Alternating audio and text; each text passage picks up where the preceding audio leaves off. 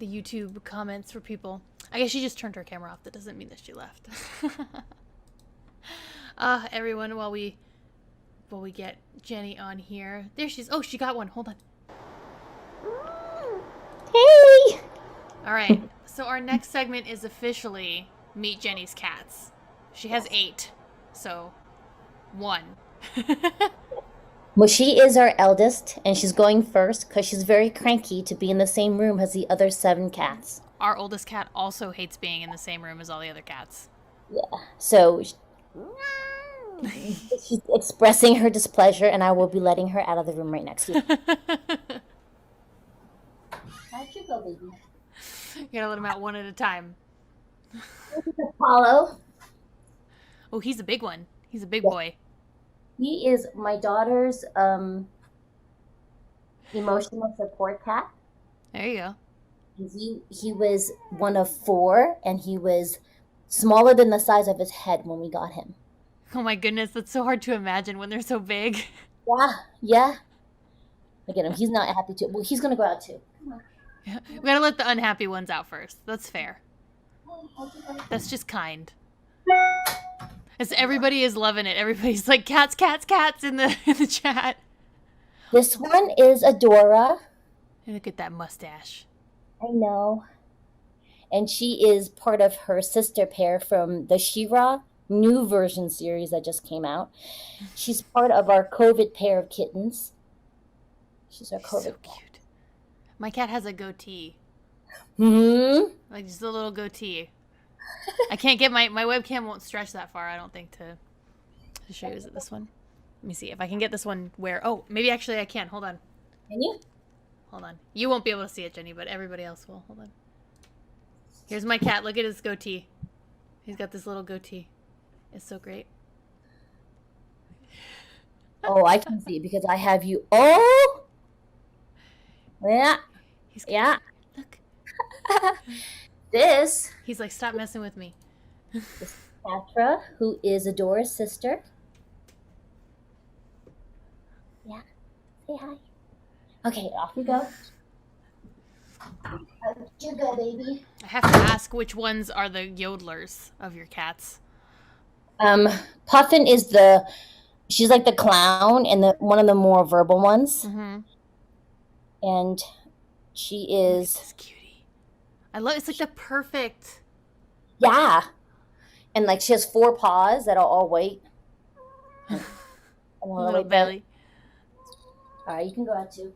Molly, he's been there most of the day. So once Jenny's done introducing her cats, I'll tell you the story about Mahmoud. Since it's cat time, I can tell my cat story. This is Tammy. I love her belly. I love those spots. Tammy's he's very particular. I can never very get heavy. Yeah. He's upset because I can't hold him right. My son is the only one that can hold him right. Mm. And I like how your kids' cats are the fat ones. He's one of them, yeah. How many have I done? I don't know. I lost count. Oh, you're squishy. You're squishy. I love this. This is the best. He's squishy. He's the second oldest. Oh. Ooh, and a vocal one. Him. My cat heard him, and he's like, what? Hmm? Yep. Yes, I know. Oh, yes. He's got the pinky. How'd you go? He's like, what? What is happening right now? I've got one more. Blueberry! She might come out once everyone's gone. Yeah, we'll wait. I'll tell the story of Mahmoud here. So, guys, the reason here... Oh, there she is! I like Blueberry. That's a good name for that cat. You want to know why she's called Blueberry? Absolutely. So, you guys know VeggieTales? Yeah. Do you know the episode with Madame Blueberry? She sings, I'm so blue, I don't know what to do. Because she keeps buying things and hoarding things and she can't find happiness.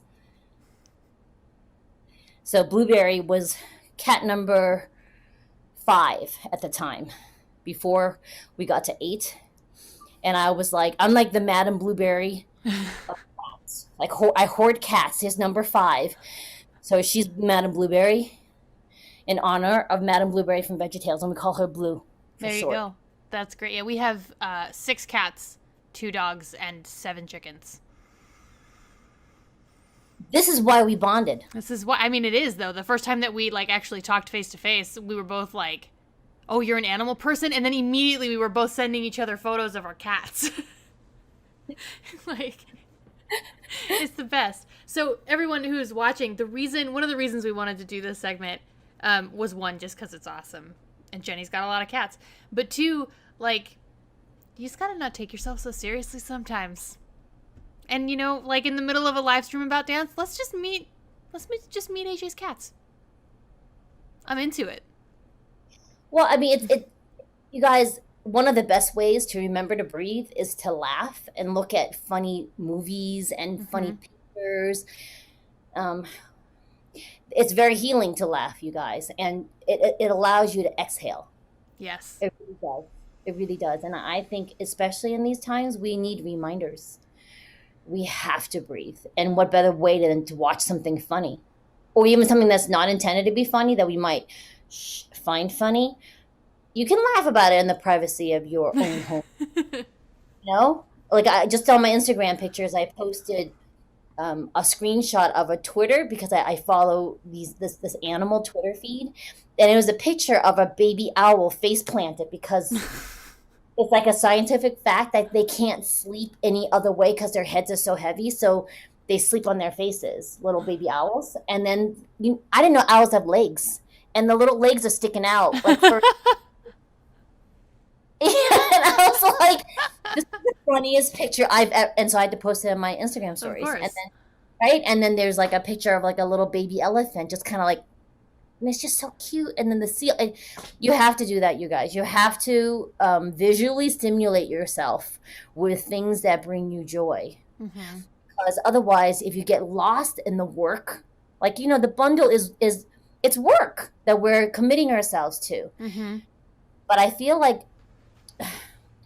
that we sometimes confuse work with not having fun. Mm-hmm. And, your body and your brain will learn better if you're relaxed and having fun. Mm-hmm. And sometimes, honestly, a lot of us as adults, it takes work to have fun. You gotta play this game with yourself all the time. But that's why, like, my personally, my favorite teachers, like the ones that I love to learn from the most, are the ones who are goofy and they are silly, because they make class more fun. And I connect better with those teachers, because that's exactly the reason, right? It's like I want to show up and I want to learn and I want to get in it, but I also want to laugh and I want to have friends and I want to make community. And like, you can do that online just as easily as you can in person. It takes a little more work to like connect and hang out, but like, I know there are some people in the chat who are also gamers. Like, I have friends all over the country that I've never met, all over the world. And like now with dancers, and the pandemic and the bundle over the past 4 years, like I've gotten more and more friends that don't live near me. Like, you and I aren't anywhere close to each other, but like, you best believe the next time I'm in Salt Lake, we're hanging out. And it's going to be like we've met before. It's not going to be like we've never met. And I think that's so cool with communities like this, how that forms. Yeah, the connection of it is super important, I feel. Relationships are going to be what helps us change the world. Mm-hmm. It's going to be relationships and conversations, because I've taken classes from so many teachers, really, you guys, like so many. She really has, though. If I were to like contribute, it would go on and on and on, because I believe in giving them credit for helping me be the performer I am today. At the same time, though, I'll tell you, I really like Tiffany. I gravitate towards teachers that are comfortable in their goofiness, comfortable in being human, mm-hmm. without emotionally throwing up on us. You know what I mean? Like, they hold a safe space for us to be ourselves, themselves, prone to making mistakes because we're fallible. No one's perfect, and I like teachers like that who will hold safe spaces for us to learn. I think that's really key. I was doing an online class for kind of like a baby dancer, like really new to baby dance, you guys. And she told me she went to another class where the teacher started late, and I'm sure she didn't yell at her, but her perception of it was that she got yelled at for rolling up her yoga mat before it was time. And so she's never going back to that teacher again. I was like, oh, I'm sorry, honey. I just want to it's Yeah, okay. that's no fun. Oh, she wasn't like, she didn't mean, I'm sure she didn't mean it, but that now you took it that way. Yeah. And now you feel safe in her classroom. I get it. I'm the same way. Like, I don't want to be called out. Like, I want someone to be like, I want to be spoken to the way I would speak to my kids. Just Yes. kind and with respect and gentle. Limits need to be set sometimes, let's be clear. Yeah, boundaries are boundaries. Like, for reals. But, it's okay to make a safe space for us to play.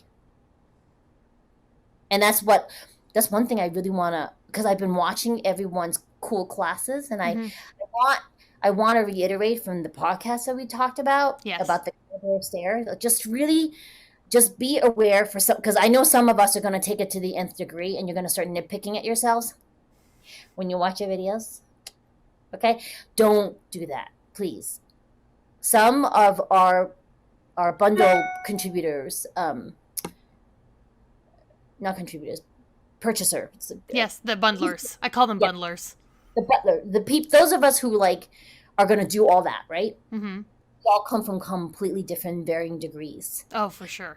And I could feel, because I used to do this, and I'm trying very hard now to nail myself when I do that. I could feel people freaking out a little bit watching the performers, going, "I don't look that good. What? Why am I dancing?" You shut that shit down. No, you go. Might I suggest? The reframe is, "Wow, I really, really love the way she incorporated this or that. Maybe I'm going to try that in my practice.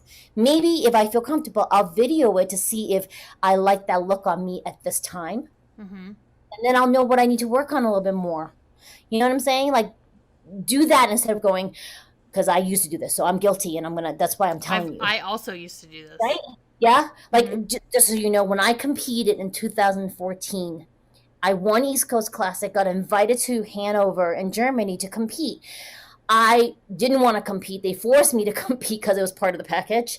I got to see the debut of Alice in Wonderland in Europe. I got like second row seats. I'm sitting there with Nadira, feeling all fancy, VIP, Nice. And then I watched the show. So the show was Saturday. It was like shows on Friday, Saturday, and then competition Sunday. And I watched everybody perform. And in Europe, the caliber of performance is like there in 2014. I was like, they're so good. And this is like the festival, I was like, whoa, this is amazing. So then I started to freak out about myself, you guys. Mhm. So that by the time Sunday morning rolled around, I have stress-induced vertigo. I got so sick from comparing myself to all the performers Mm-hmm. that I watched all weekend that I woke up like throwing up. Nadia was like, "Are you okay?" I'm like, I'm fine. Let me just it was really interesting in retrospect. Mm-hmm. Because then after I got sick, very little phases in me anymore. Because nothing beats chemo. Sorry, guys. Like, it's a bad joke, but like it isn't. Like, the big picture of things, right, is a performance. Whether you choose to do it in your house and just record it for your own satisfaction, which I highly recommend. If you just perform just for yourself, Mm-hmm. give yourself a present. It's not to be putting on for anywhere. It doesn't have to do that. Does that make sense? So, Mm-hmm. all of my practice sessions before a performance, I'll do full costume, full eyelash, because my eyelashes always fall off. Full eyelash walkthroughs, and I think of those as a present to myself. Like, this performance is your gift for me, not for you guys, just for me. And also to make sure nothing falls off while I'm performing. And I like the entrance and the exit, and I watch the videos. Because there's always a portion of my performance that's structured improv. Mm-hmm. And so I want to make sure, does that translate? And then, because back then it was like live performances, and I'm thinking of like where my audience members are, kind of a thing, and what I want to direct my gaze. But a lot of that is like a present to myself before I do like the final take for what I think I might want to do in front of the live audience. I love just your whole outlook on all of this, and your lecture in the lecture bundle, the mirror mirror, like being your own best coach and like watching your videos. I can't wait to jump into this with you, because you've really nailed, I think, a lot of the troubles that people have watching their own videos, and like you empathize with it so clearly. Like you can feel it hearing you talk about it. Like you're coming from a place of experience with this, and like how to reframe it and twist it and change it so that it is a positive experience. Because I know, like, my DMs have been blowing up with people doing the 21 days of belly dance who, you know, I mean, there were people who dropped out of this challenge on like day 3 because their perfectionism stopped them. And, you know, there's no one can get past that but you. Like, you have to change your mindset, and you have to get into this different viewpoint of social media and a different viewpoint of your dance and what video can and can't do. And like, it's hard to make that shift and really make it. So I'm really glad that you're going to be doing this talk and kind of guiding people a little bit down that path, because I think it's something so many of us have either struggled with or are still struggling with all the time. Yeah, I just think of it as something that's not something you get over. You learn to live with. So it's like a balance between learning to shift your perspective of yourself when you're watching your videos and learning to live with the discomfort of it. I think that's just, you know what I mean? Like for me, I'll always critique my postmenopausal body. I can't get beyond that. So I'm just going to have to live with that discomfort and be like, hey, I'm really lucky to be alive and I survived cancer and I get to see my kids grow up. I'll take my menopausal body over that any day, y'all. Mm-hmm. You know, and the fact that my body's working so hard to give me what I want it to do, even though it's kind of like, sometimes it's just kind of like, bitch, can you rest already? And I'm like, I want to do this, I'm gonna sign up for this, I'm double booked over here, and my body's going, can I just have a bath and can we take a nap? Right? And it's kind of like, right, you too. And then I have to be like, okay, I want to be like the cats. The cats nap like 18 hours a day and they're active 6 hours. I think that's why the universe, exactly. I think that's why the universe provided us with 8 cats. Just so you know, it could be TMI for some people, but I don't care. Every cat showed up in our lives when we had trauma. Mm-hmm. So there's 7 sets of cats, because the other 2 were COVID cats, because they deserve 2. We deserve 2 from the pandemic. Yeah, absolutely. I mean, there were 6 major events that have happened in my life where cats showed up as part of emotional support. Mm-hmm. Pay attention to the things that come into your life. It doesn't have to be a cat. Some of you are really allergic to them. You can't have cats, like a dog, or some event or some person that came in to give you solace during that time. Pay attention to those. It's part of just being aware of what opportunities are coming around to you and being open to them. You know, because a lot of our guest people coming in, who are contributors, have talked about that and about being present and in the moment. That's going to help you also if you choose to perform. That will help you perform, because you cannot be there for the audience, whether it's a live Zoom like right now, or even a recording you're making for them, or in a live performance on a stage in a restaurant, until you can be present in your own body. Like your true self can come out. That's a very good point. But that's a muscle again, like everything else. It's like if you can't be authentic to yourself, then you can't be authentic for other people. Yeah. And like some of us, let's be frank, right? Some of us don't want to be. Some of us don't want to. That's fine. And that's okay. But it's okay. A choice. But it's a choice. Like I want you to be aware. You're saying, I'm going to put on this role for you because I feel that's what you need right now. Mm-hmm. Versus, oh, you need to see a piece of me right now. Here. And that could happen also during a piece too. It sounds convoluted, but I think it makes sense in a strange way. You know? No, what I mean? I think, yeah, because like I've had pieces where like I start off like in a persona, but the like halfway, like a part of the song hits and that's not what it is anymore. Now it's me. You know, and like they go together because they're the same person. This is just a piece of me and this is all of me, you know, and they do this, but you can only get there when you accept this for what it is. And I think that accepting this yourself, right, and your dance for what it is right now is so important. In it, like, you study all the time, right? You said you study from all kinds of people. Yeah. And when we do that, we run the risk of losing ourselves, I think, sometimes in it. And if you can accept your dance and where you're at and who you are, then you're so much better able to take what you're learning from all of these other people and filter it through yourself and your dance, so that you can bring what they're teaching you out in your own way. But if you can't be yourself, then you can't do that. Then you just end up copying everybody.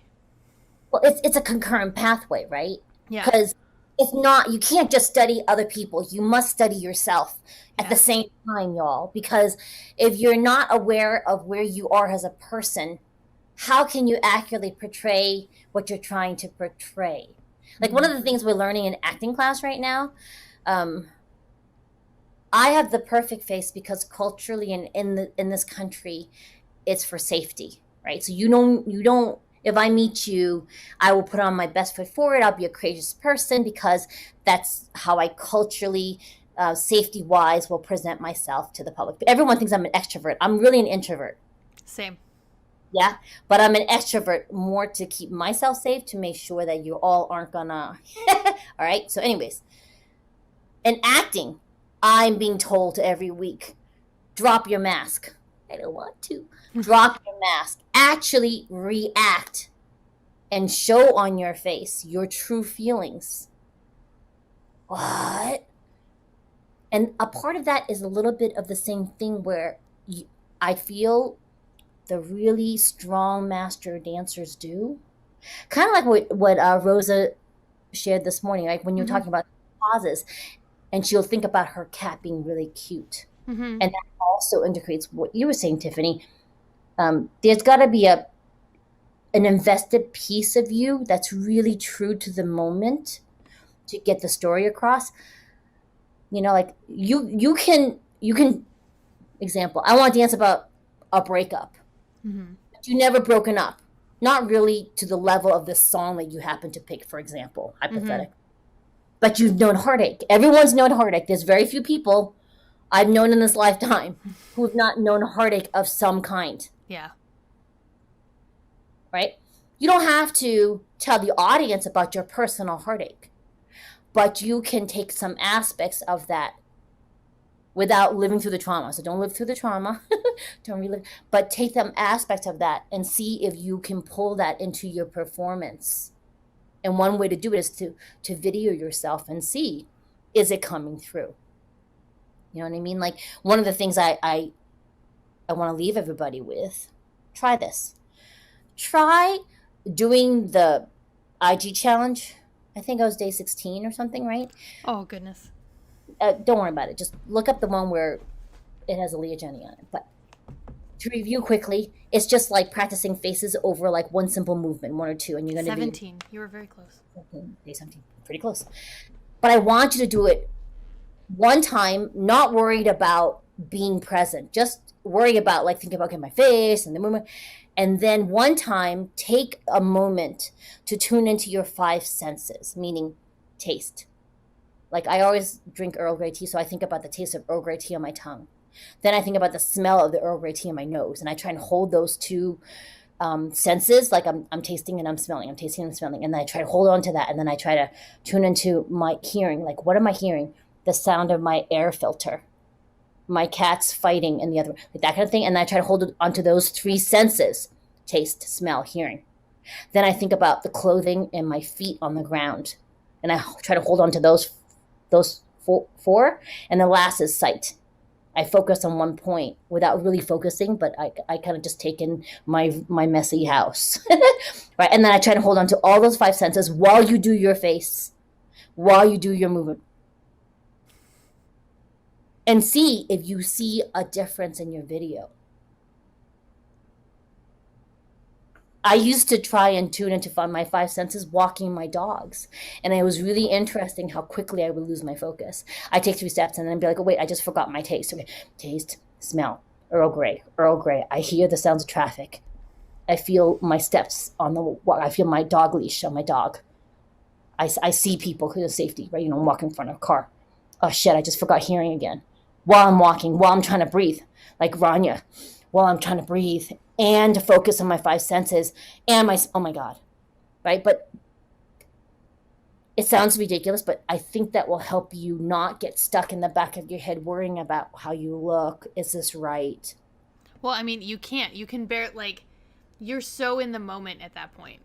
If you're focusing on this and this and this and this and this, there's nothing left but the, like, because you're hearing the music, so you're in it, you're in your body for your dancing, right? What are you gonna worry about how you look? You don't have time for that. Your brain is occupied. It is in the present moment, and worrying about how you look, I think, is not. It's interesting because it's actually not something that happens in the present moment. It is this projection of what somebody else is thinking about you, right? It's like, well, when I watch this video, I won't think I won't look good. Like people think, well, did I, like, there was some talks earlier today, right? Aaliyah said, well, have I been doing the same move too long, or did I pose too long? It stops that chatter. Mm-hmm. You're present, and then to get woo woo, you will then get what needs to be done in the moment. Mm-hmm. You will get that message. You will be that conduit. You will do what needs to be seen by whoever needs to see you that day. And that's it. You don't have to worry. You can really let go at that moment. Aaliyah, you are amazing. AJ, you're just fantastic. Everyone in the chat is like fucking in love with you right now. Like, Thea's saying, I need more Aaliyah Jenny in my life. I want to keep a small version of her on my shoulder so she can whisper these wonderful things to me all day long. I'm trying to do that more. Ebony is agreeing. I love Ebony says maybe you should have a regular podcast. Well, maybe some of those are in the works. Rosie! Yay! Time for yoga, you guys. We need to stretch. Get out of your head. Do some yoga with Rosie. And, right, let's try and focus on all our senses while we're... Yeah, that's a good one, too. While we're yogi. Hi. Hi. I'm trying to make sure you guys can see me. Can you hear me?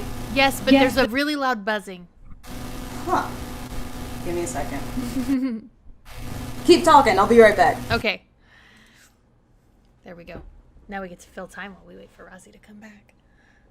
Which we can totally do. You and me, we can chat forever. Yeah. We can do this.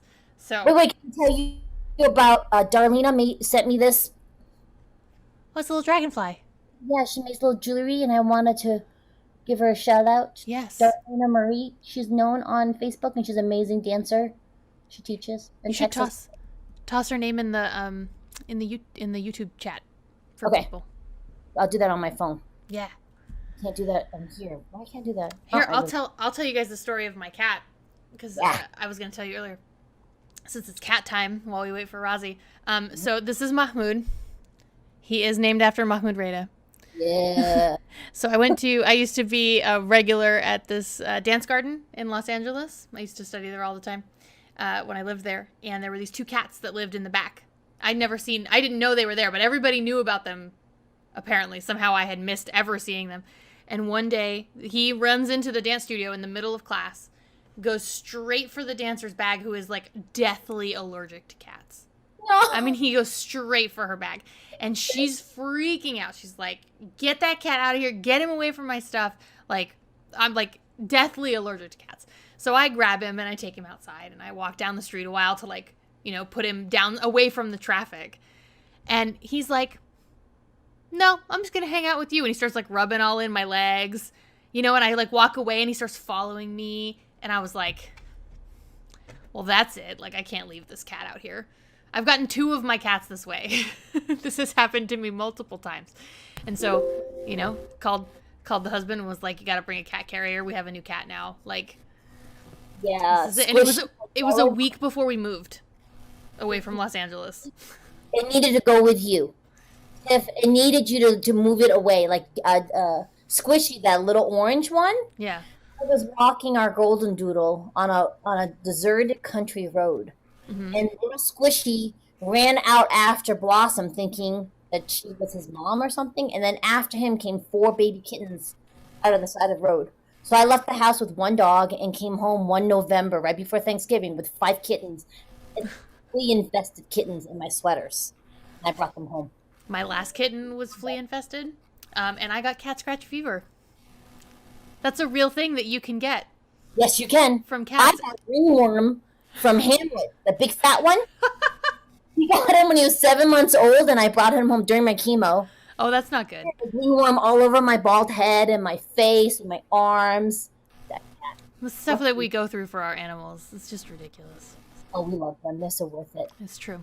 They're Rosie, so- is it working? Can you hear? Is you still hear the buzzing? Yes, but it's not as bad. Okay, cool. We'll just go with that. Yeah, we'll do it. All right, cool. Jenny, thank you so much for being here. This has been awesome and amazing, and I cannot wait for your talk in the bundle. Jenny, You are the best. I miss you, Jenny. Love you. I like the sad face, Rosie.